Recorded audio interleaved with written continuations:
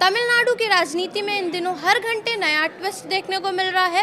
पहले सरकार बनाने का सस्पेंस, फिर फ्लोर टेस्ट और अब मुख्यमंत्री विजय का ऐसा यू टर्न जिसने सत्ता के गलियारों में नई बहस छेड़ दी है। नमस्कार, मैं प्रिया श्रीवास्तव और आप देख रहे हैं न्यूज़ 18।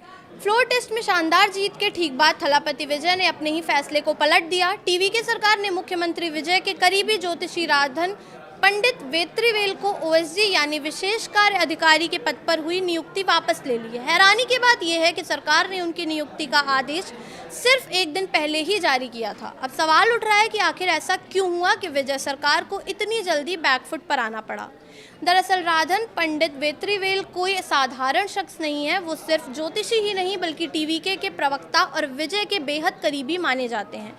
बताया जाता है कि विधानसभा चुनाव में विजय की बड़ी जीत की भविष्यवाणी भी उन्होंने ही की थी। इतना ही नहीं, 4 मई को जब चुनाव परिणाम आ रहे थे और टीवी के जीत की ओर बढ़ रही थी, तब विजय से मिलने वाले पहले लोगों में भी वेत्रीवेल शामिल थे।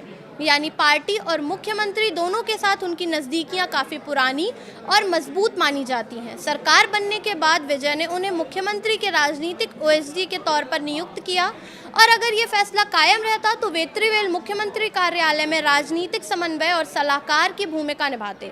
लेकिन जैसे ही ये नियुक्ति सामने आई, विपक्ष ने हमला बोल दिया। सिर्फ विपक्ष ही नहीं बल्कि टीवी के सरकार को समर्थन देने वाले कुछ लोग, सहयोगी दलों ने भी इस फैसले पर सवाल उठाए। आलोचकों का कहना था कि प्रशासनिक व्यवस्था में एक ज्योतिषी को इतनी अहम भूमिका देना गलत संदेश देता है। तमिलनाडु जैसी राजनीतिक रूप से संवेदनशील और तर्कवादी राजनीति वाले राज्य में इस फैसले को लेकर तीखी प्रतिक्रिया देखने को मिली।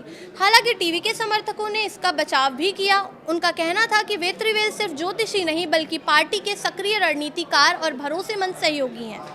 टीवी डिबेट से लेकर चुनावी प्रचार तक उन्होंने पार्टी के लिए अहम भूमिका निभाई है। लेकिन बढ़ते राजनीतिक दबाव के बीच आखिरकार विजय सरकार को अपना फैसला बदलना पड़ा। सरकार के प्रधान सचिव की ओर से जारी आदेश के जरिए उनकी नियुक्ति वापस ले ली गई है। अब इस पूरे घटनाक्रम ने नई बहस छेड़ दी है। कई सवाल खड़े हो रहे हैं। क्या विजय सरकार ने शुरुआती दिनों में ही राजनीतिक दबाव के आगे झुकने का संदेश दिया है? और सबसे बड़ा सवाल ये है कि क्या थलापति विजय को अब रियल लाइफ की इमेज से निकलकर पूरी तरह रियल पॉलिटिक्स के हिसाब के फैसले लेने होंगे?